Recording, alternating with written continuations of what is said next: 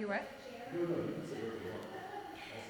Hey everybody, welcome to another episode of Hometown History. I'm Jamie. And I'm Dami. This is episode 2.11 and the end of our second season. That's last amazing. episode. And tonight we are at Prospect Hill. The name of our episode is York's Potter's Field, Common Ground for Separated People. This is filming live on Retro York's Facebook page, as well as Preserving the History in Newbury Town. We will post later. And then check out our YouTube video where we have, how many other videos now? There's like 40 videos. That's amazing. Isn't that cool? Yeah. Yay. So lots of content over Christmas break for you and your family to enjoy learning about local history. Or Hanukkah break. Yep. So here is a visual to give you an idea of where we are at Prospect Hill Cemetery. Special shout out to them for allowing us to film tonight. We're very thankful for that, their generosity. Yes. We specifically are in the mausoleum. It is cold in here, but they brought in the propane heater, which is very, very nice. So excuse us for wearing our coats and scarves. If you could see our breath right now. We want to point out that we are inside the mausoleum, which is a beautiful establishment. They do have tours occasionally for you to come inside. It is also a place of privilege and class and status. To be able to have been buried here means that you had a degree of wealth. And we wanted to point out that this is an extreme difference from the highlight of tonight's episode, which is City Cemetery, talking about people who are buried in Potter's Field who couldn't afford a burial like this. Right. We don't, though, want to shame the people who are buried here. They chose this, and it is a lovely way for your family to come and visit you. You definitely left your legacy. But then also, right up the hill, we have Lebanon Cemetery. Samantha Dorn will be here in about 30 minutes after we're done with this to chat about her work at Lebanon. So within a short walking distance, within a quarter mile, all here in North York, we have these different burial experiences that really show you the larger scope of many ways that people deal with death and also remember their loved ones. Right. So we want to take you through our agenda and our takeaways for tonight. So for our agenda, we're going to be talking about the background of City Cemetery, and then we're going to tell you a story about Margaret Williams. And then we're going to talk about the current efforts to install a monument, which is Jamie's project, which you can see behind us, and then other examples of do-it-yourself urbanism. And we want you to take away from the fact that City Cemetery is a place of possible racial unity. We want you to take away the forgotten until now bodies buried in City Cemetery, and then if you see a problem, work toward a solution with a team. A little bit more about me. I'm a full-time high school history teacher, and I also do a lot of history projects on the side, like Project Penny Heaven. Jim McClure and I run a website called Witnessing York, which is where you can go tonight to go read more about Project Penny Heaven. And then I also have a local history blog called Wandering in York. And I'm Dami, and I'm a Third Circuit Court of Appeals librarian during the day, and then I'm also a Civil War reenactor, and I run Preserving the History of Newbury Town, and my third book just dropped today on Amazon, Then and Now, a pictorial view of a changing town. Where's the confetti? I know. Have balloons. Very excited. So let's talk about York's City Cemetery. So there are over 800 bodies buried within a 1-acre location, and for many people it just looks like a grassy field. There's only one monument, but outside of that it's a place where people who were unknown or poor where they were buried. So when the deceased had no family, or they had no financial means, or were unidentified, they would be interred at the city cemetery. It was also known as Potter's Field, or a pauper's grave, or Penny Heaven, because the only people who could afford to be buried there were the ones with pennies. The city physician would coordinate the paperwork, then the engineer would locate and identify the burial site, and then the public works crew would come out and actually did the location. Here is a map of the original location of Potter's Field. So to give you an idea of where this is, here's Penn Park in the bottom right, and there's William Penn High School. Now today, where the green arrow is pointing, that is a parking lot, but you'll notice that St. Patrick's Church is still up. So originally this was at West College Avenue between South Beaver Street and Cherry Lane. But in 1897, the city needed a place for York High and then later William Penn Junior High. But the ill-maintained mass grave posed a health threat. There were people who were buried there that died from typhoid, scarlet fever, smallpox, and in 1906, diphtheria caused 42 deaths alone. And local officials were reporting an increase in diphtheria near city dumps. They had built the Kingsmill incinerator to burn infectious waste from the hospital instead of burying it. Health officials believed that the school could prompt the diseases to wick up into the classrooms, and that simply wouldn't Can you do. imagine that though? No, a case, like a whole classroom getting sick with diphtheria. Yeah, no, you know That'd be that that's not true, that you can't have like diseases that wick up through the floor, but Right. I mean, it's the 19th century. They didn't They know. right? And I applaud them for thinking ahead Right, and yeah. trying to keep the kids safe. So Dr. Benjamin Lee of the State Board of Health said he couldn't imagine a worse scenario than a school standing on an old cemetery. So York City exhumed over 600 of the bodies in 1897, moving them to their final resting place along Clashay Alley and West 7th Avenue in New York. Did I say that right? Schley. Clashay. Yeah, this gives you an image of what it looks like. So you can see this beautiful aerial, which I found in the York County History Center archives. So again, shout out to them for preserving our history for historians like Dami and I to go and look at. This would have been from 1927. You can see at the top left, the mausoleum, that's where we're filming. But what Dami's talking about is that red outlined 1 acre location that is City Cemetery. And when they were exhuming these bodies, they found a few interesting things. 2 pennies were found near a body dating all the way back to 1810. One man was buried with his fraternal organization badge for the Workmen's Association, and one of the interesting stories is about the Fiji cannibal, and we just filmed that short right before we're bringing you this episode, so you can learn more about the Fiji cannibal who was interred at City Cemetery. Mm-hmm. Yeah, yeah. One thing I want to just visualize is what that exhumation process must have looked like, Right. because we don't know the exact numbers, but around 600 people and their bodies were moved, this mass grave. I can't imagine that job. You must have Right. had a strong stomach because wood caskets cost money, Right. and the people who were buried there didn't have money, so a lot of them would have been put into bags or wrapped in cloths. So the level of decomposition could have ranged from a burial that were a couple weeks old to, I mean, upwards of 60, 70 years. Right. So in some cases there would be bones, but in other cases there would be flesh that's still decaying. So they used shovels and also hooks to pull the bodies out. Like think Right. about movies that you've seen, like with body snatchers, but they were also scared that they were going to get an Get infectious sick. disease from moving these bodies. And there were workmen of dozens and dozens, up to 70 at one point, workmen that were paid to come and move these bodies from the original location at West College the whole way up to Clashay Alley. Hard work. Yeah. So we're going to talk about the grassy field. So close to 200 more people had been interred here since then. So the last known burial was actually in 2004. So Not that fairly long recently. ago, No. yeah. And the social divide between the haves and the have-nots is evident in the unmarked graves. Their names meant little, buried anonymously in a remote area and segregated from people who paid for their plots. And then we're going to talk about Clashay Johnson. So that's one of the gravestones there, the only name and the only gravestone. And the York City Cemetery permanently marginalized the poor by finalizing their place in society on the outskirts, unidentified but not forgotten. So that's so sad. Out of all of those bodies, they're one headstone, one name. Yep.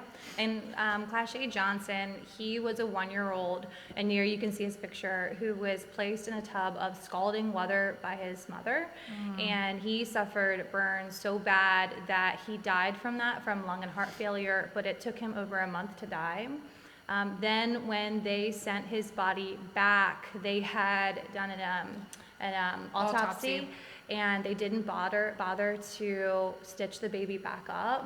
They literally sent the body back. Right. And the family then, again, didn't have financial means. And so Joe Jackson, who is a member of the York community, who does a lot for the community, he knows the family. And so to bury the baby, they went to the dollar store and got one of those styrofoam containers, like the coolers. And so Clashay Johnson is buried in a cooler with super glue glued shut somewhere in City Cemetery. It's so sad. It is very, very sad. So this is kind of what prompted us to do this research, is that I lived in this apartment. So in front of you on the right is the grassy field that Dami's discussing. That new building is a new apartment at Clashay Alley. The red box is where I lived. I rented a 2-bedroom apartment for about a year, and I would go for walks at Prospect Cemetery because they maintain the cemetery beautifully. It is a gorgeous place to walk, and there's so many interesting headstones. Right. So I would go for jogs around and I just admire a lot of the headstones. I remember one woman, her name was Sarah, and she was 30, and that's exactly how old I was at the time.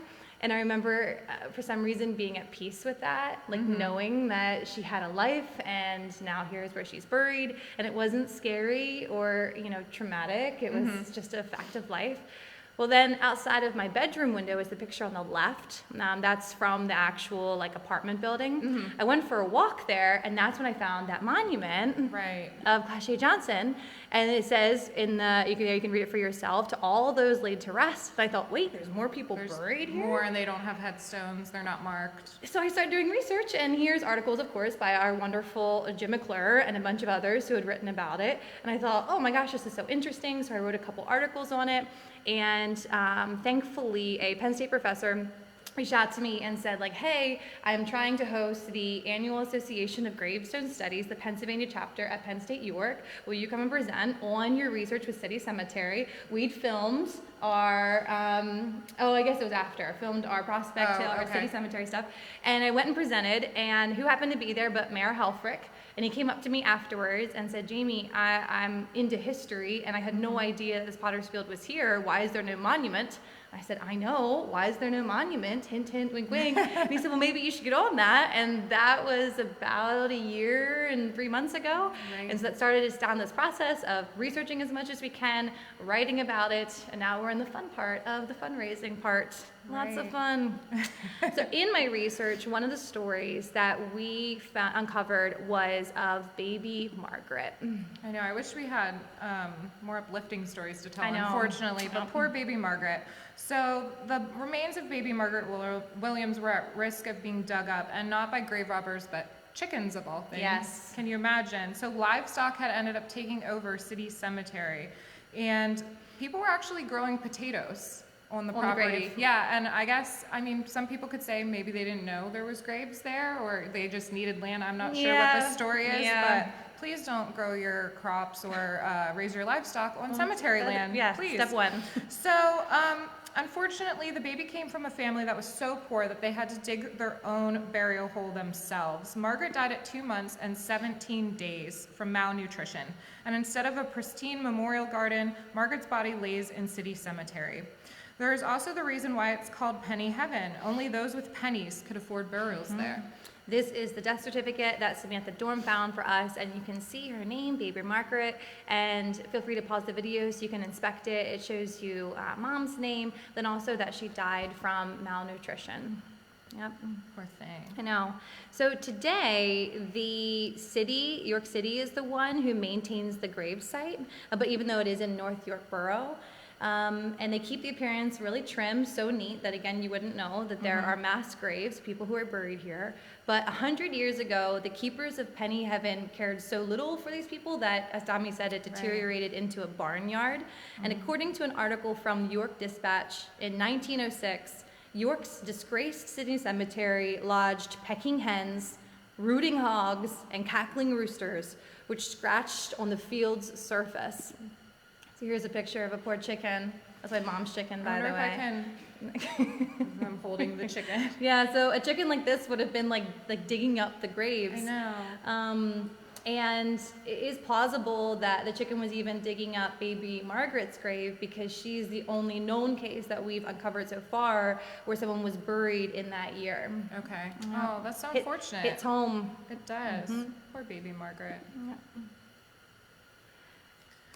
Okay, so where were we? So such little regard was paid to the deceased that if it were not for a few insignificant markers, no one would even know they're there. And that's like you said, they're keeping it trimmed. It just looks like a grassy field. I would never know that it was there. So the rain, the wind, the snow, and tall grass eventually consumed all of the wind markers that had originally been placed We're talking there. about people who love their family. Yeah, originally the people that were there, people knew that they were there and they were coming and they were visiting the graves, but after a generation or two, and if the wind markers are deteriorating, Yep. you know, it They're gets gonna be lost with time. Yeah, unfortunately.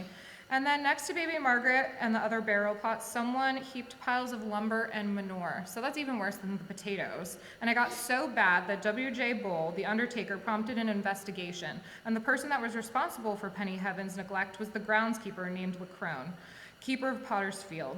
The city paid Lacrone $40 annually to upkeep the cemetery, and clearly he was not doing a good job. No. And in today's money, that would be about $3,500. And he had to maintain the property, he had to dig the graves of the York City residents. And he clearly wasn't doing his job, and he didn't do a good job of burying little Margaret. No, Bull did not. Oh, well, that was Lacrone. So Bull, Right. he then came later. He had gotten to empathize and know Margaret's family. So Sarah was considered a friend of his, Sarah Hall, and she had previously lost 2 children who were also buried at Penny Heaven. Yep. So Bull then, in a letter to the York Dispatch, he explained how he had gone to some expenses and considerable trouble to bury the infants of Sarah Hill, and never received nor expected to receive 1 penny for his services. So here we had a person who was trying to do good and went out of his way to help this individual.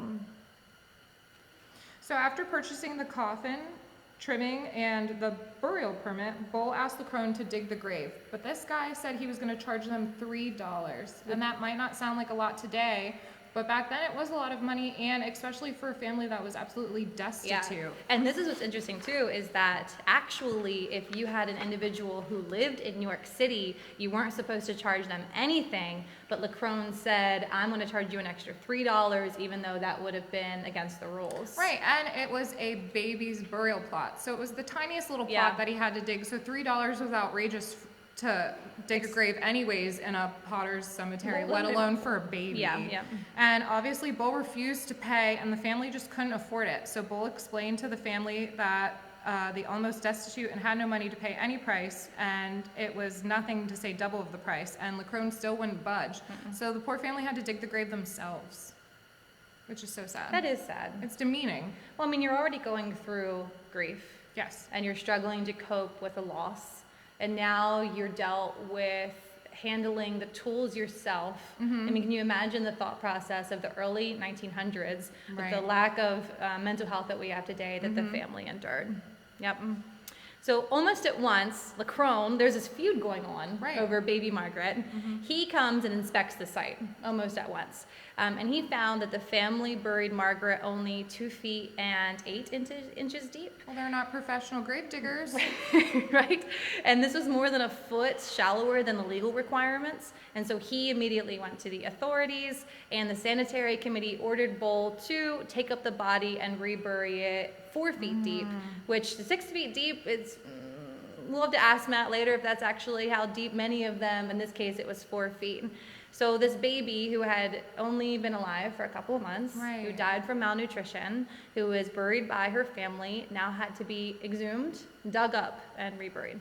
And that poor baby, she couldn't just lie in peace. So now we want to talk to you about ground penetrating radar. We're going to transition away from some of the sad stories and get into research. So back in July, a professor from Kutztown and some college students spent an entire day running equipment back and forth over the entire acre of City Cemetery. Took them all day. I mean, you don't think an acre is that big until you're walking it by foot. A foot at a time. They were there all day. So ground penetrating radar, or GPR, helps map and locate the burial plots. It uses electromagnetic pulses to detect changes in the ground's composition. Diffraction patterns of radar waves reads differently when it comes in contact with wood, metal, or human remains. And it's a non-invasive research method. It scans the ground 1 foot at a time. So this was just one piece of the research puzzle to unearth as much as we can about the people buried here in City Cemetery. They also used public records, such as the Index of Graves from 1930, archives, newspapers.com, and findagrave.com, and they still have to piece together a lot of these stories.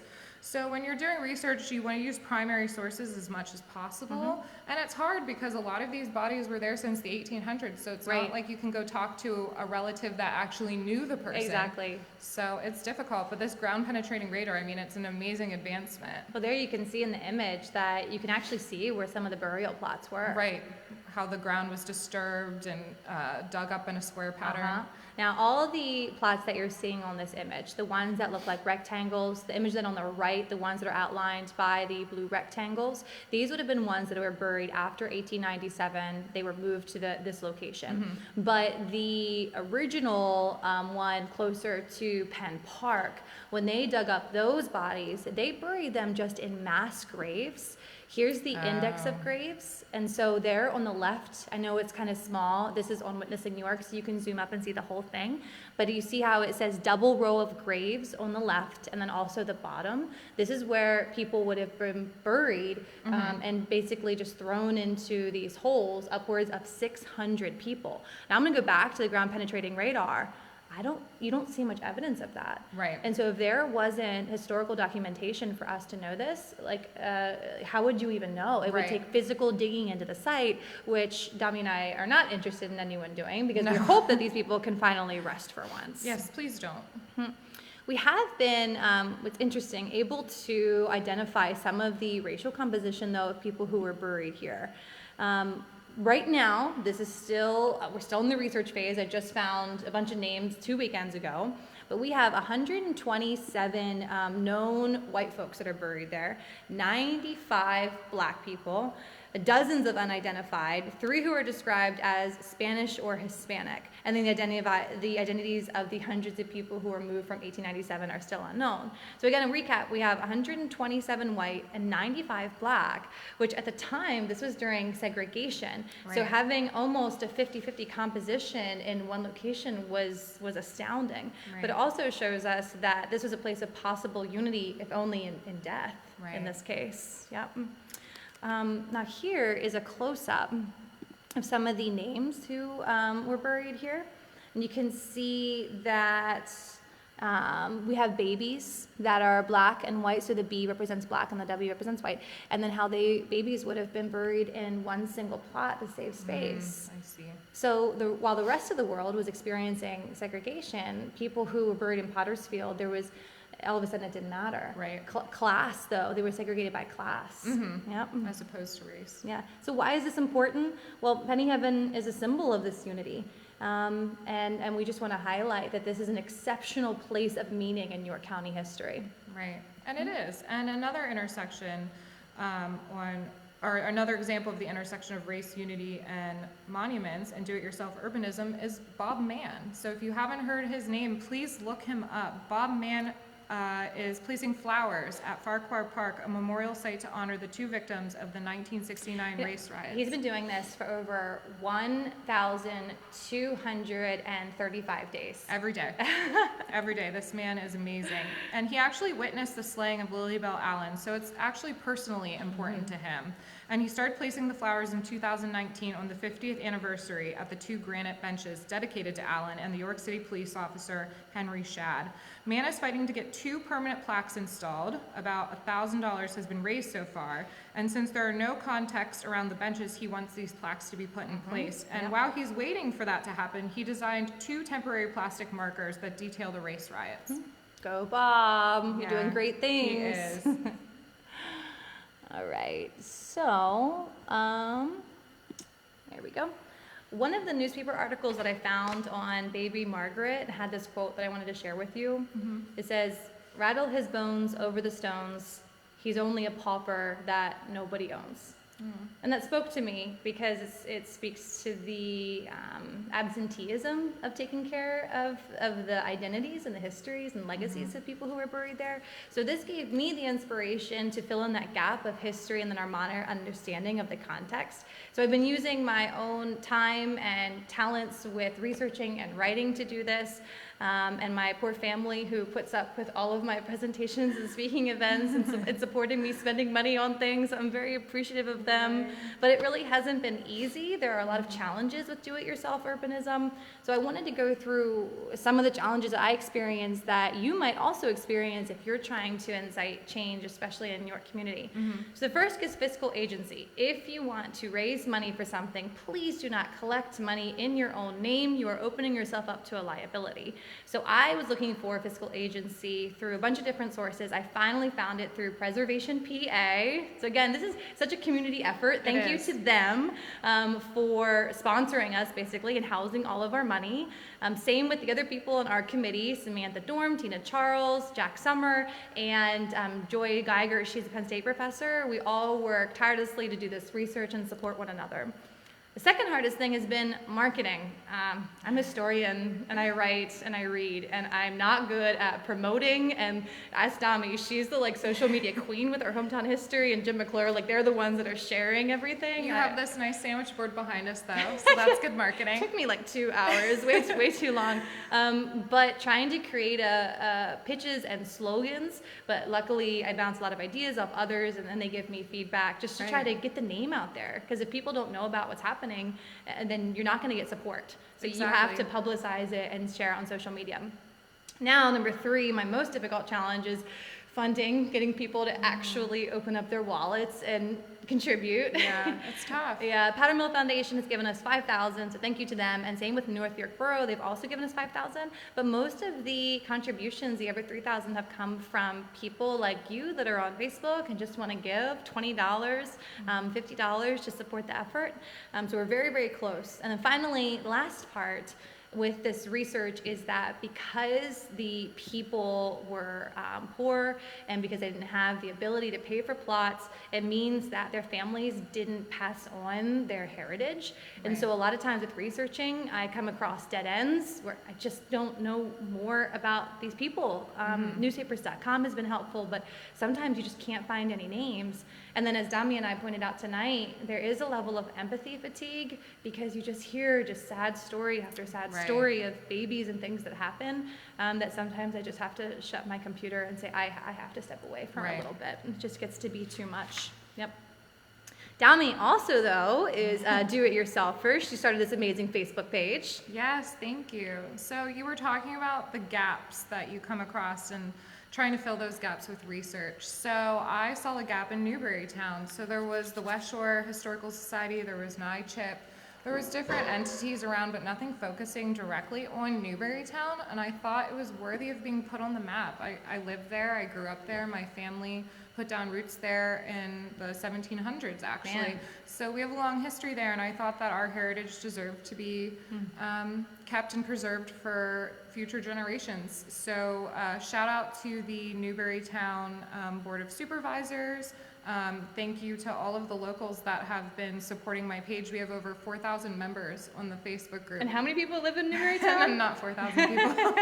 So, it's been amazing. And people outside of Newburytown obviously have been amazing in supporting me buying my cookbooks, donating pictures, family photos to my personal archive. I upload them, I scan them, and put them on Facebook for other people to see. But it's been great. And it really has been a do-it-yourself project. All the money comes out of my pocket. I was going to say, and what's your stipend? Yeah. 0? Yep, she all pays for everything. I'm funding it on my own. I'm not getting rich off of cookbooks. So all of that goes back into projects that I'm doing, and we're actually going to be working in the spring on revitalizing some of the privately owned family cemeteries in the area. Nothing like what you're doing, but we're going to clean them up and make them nice places to visit. And they're on private property then? Mm-hmm. And family plots? Yep, so we're going to get permission from the owners that own the land and hopefully get some relatives reacquainted with their family plots. Very cool. So, yeah, I'm looking forward to it. So if you want to contribute, where can they buy your cookbooks? Amazon. So just look up Preserving the History of Newburytown and my 2 cookbooks, and my new Then and Now book is on there. I can't wait to read that.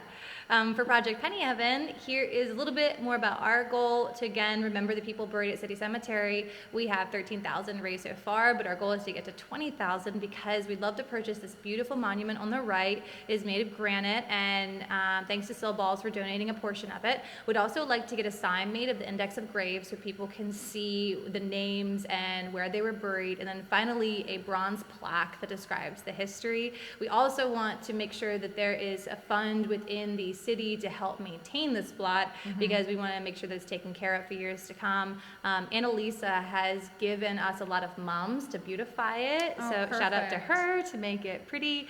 If you're interested in donating, you can go to Preservation PA. If you type in Project Penny Heaven, it should pop up. I mean, it does on my computer, but I also visit it like every day, so maybe the algorithm. I've used it and it pops right up for me, so. So here's the site that you're looking for to know that you're at the right spot. So finally, we have one last segment of tonight's story, and that has to do with some of the special stories here at Prospect Hill. Yeah, so we're filming at Prospect Hill, so it's only right that we talk about it. So Prospect Hill has protected the graves and memories since 1840s, including our patriots, and the Court of Valor Memorial commemorates those who served our country. Unveiled in 2009, at the top of the monument is a large piece of steel from the World Trade Center, and it serves as a silent witness to the tragic events of September 11th. And you can actually read the names of the local servicemen and women who have been awarded Valor Medals. Names are inscribed on the granite column, and it symbolizes our nation and remembers those who have defended it. And then they also have the Soldier's Circle, a statue of a soldier with cannons around him. And it's dedicated to the Union dead. And there's also a marker that honors the 5 unknown Confederate soldiers buried there. And then they have a unique set of cannons. So only 6 of these cannons were ever made, and 5 exist today. And 4 are right here in this picture, and they're right here in Prospect Hill. And the other cannon is actually at West Point.